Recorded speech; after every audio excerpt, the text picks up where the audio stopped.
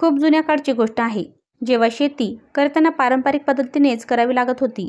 बैल, लाकडाची अवजारे, 12 बलुतेदार शेतमजूर हे सर्व घटक शेतीसाठी उपयोगात यायचे. आजच्यासारखे तंत्रज्ञान त्या काळी उपलब्ध नव्हते. मात्र माणसे एकमेकांच्या उपयोगी पडायची, एकमेकांच्या साथीने काम करायची. माणसांचं मन मात्र फार मोठं होतं. शेतात निघालेल्या प्रत्येक पिकाचा हिस्सा देवाला, गावाला, आलेल्या वाटेच्या वाटसरूला दिला जायचा. त्या काळची ही गोष्ट. ज्वारीचे खडे सुरू होते. खडे म्हणजे काय हे आता कदाचित समजणार देखील नाही. ज्वारीची कणसे तयार झाली, काढणीला आली की एका जागीचे गवत काढून तेथे पाणी शिंपडून ओले करायचे. त्याच्या मध्यभागी एक लाकूड रोवायचे.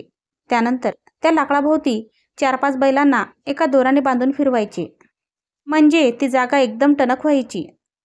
त्यानंतर त्या जागेला बैलांच्या गाईच्या शेणाने घट्ट सारवायचे. वाढल्यानंतर स्वच्छ झाडून घ्यायचे. ती जी जागा असेल त्या जागेला खडे म्हटले जायचे. त्या खड्यांवर ज्वारीची काढलेली कणसे वाळत घालायची. वाढलेल्या कणसांवर पुन्हा बैलाची पात धरायची. बैलांना एका दोरात बांधून लाकडाभोवती फिरवायचे. कणसं बारीक झाली की त्यातून धान्य बाहेर पडायचे. मात्र त्यात असलेला कचरा गोळा करण्यासाठी तिवाच्या म्हणजे तिपाईच्या सहाय्याने ते वाऱ्याच्या दिशेने उपडून स्वच्छ करायचे. त्या तिव्यावर उभे राहून एक जण ते उपणायचा. त्याच्या हातात पाटी भरून द्यायला आणि उफलताना त्या धान्याच्या राशीवरील कचरा गोळा करायला एक जण असायचा.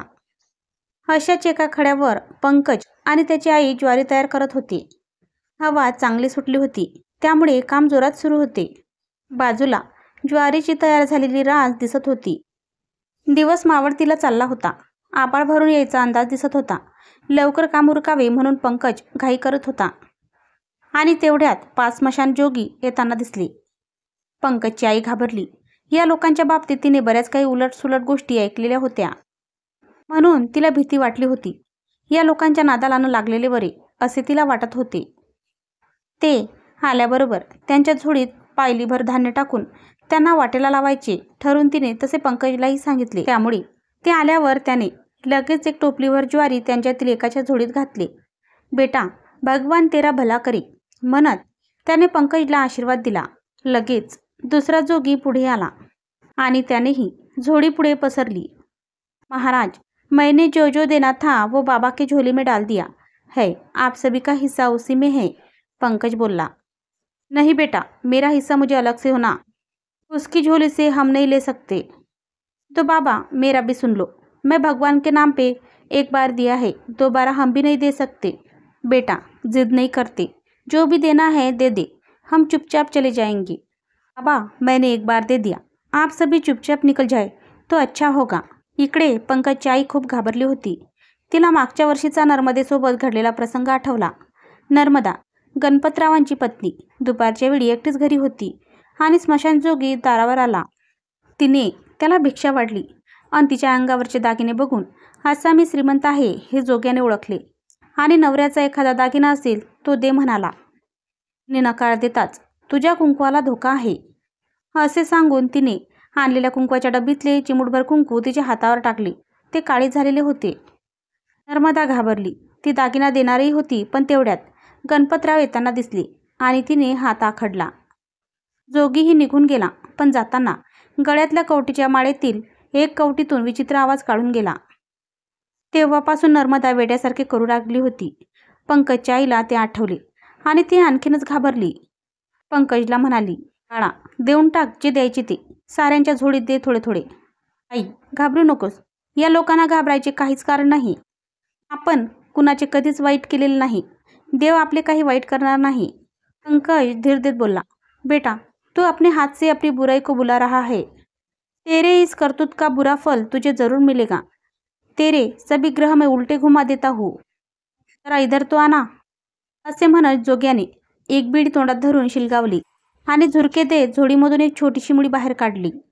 पंकजला ज्वारीची रास तयार करायला सांगितली. एका ग्लासात पाणी घ्यायला सांगितलं. आईचं काळीज फळफळ करत होतं. पंकजला मात्र गंमत वाटत होती. त्याच्याजवळ त्या खेळाचं उत्तर होतं आणि म्हणूनच तो बिंदास्त होता. देख बेटा, मैं अभी मंत्र पढ़ूंगा, तब तक तूने एक ग्लास में का पानी धीरे धीरे से बीड़ी के ऊपर डालना है. असं म्हणत जोग्याने बीडीचा जोराचा झुरका मारला. ती मुडी त्या राशीवर उभी केली आणि बीडीचे थोटूक मुडीवर आडवे ठेवले. जोगी मंत्र म्हणत होता. पंकज बिडीवर पाणी टाकत होता आणि बिडी उलट्या बाजूने फिरायला लागली. तशी पंकजची आई घाबरली. म्हणाली, बाळा, अरे देऊन टाक. या लोकांच्या नादाला लागणं चांगलं नसतं. आई, काळजी करू नको. त्याला काय करायचे ते करू दे. त्याच्या झाल्यावर मी बघ त्याचे ग्रह कसे उलटे फिरवतो ते. पंकज.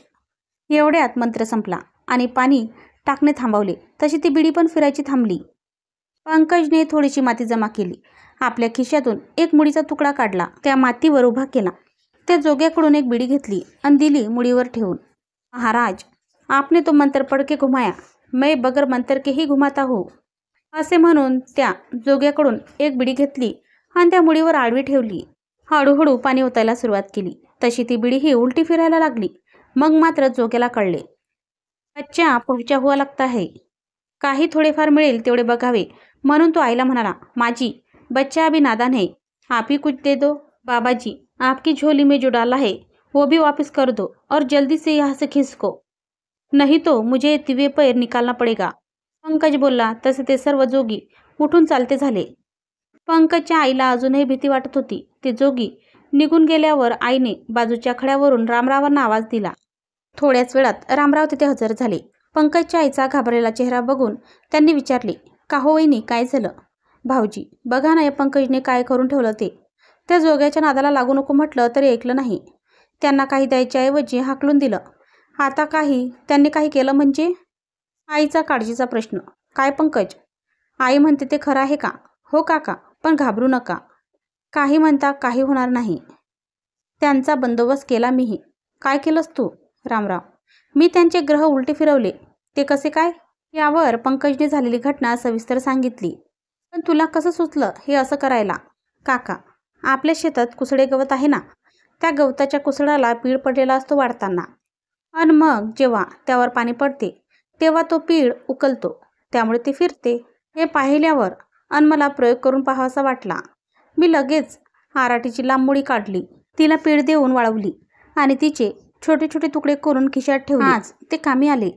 त्या जोगड्याची जिरवता आली. शाबास पंकज, आमच्याही डोळ्यावरचा पडदा हटला बघ. या लोकांची खूप भीती वाटत होती आम्हाला आणि व त्याचा हे लोक फायदा घेत होते. आता भ्यायचं काही कारणच राहिलं नाही. असं म्हणून पुन्हा एकदा पंकजच्या पाठीवर शाबासकीची थाप मारून रामराव निघून गेले.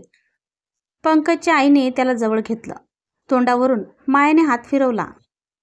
आपल्या डोक्यावर बोटं मोडली. त्याची पदरानं दुष्टही काढली.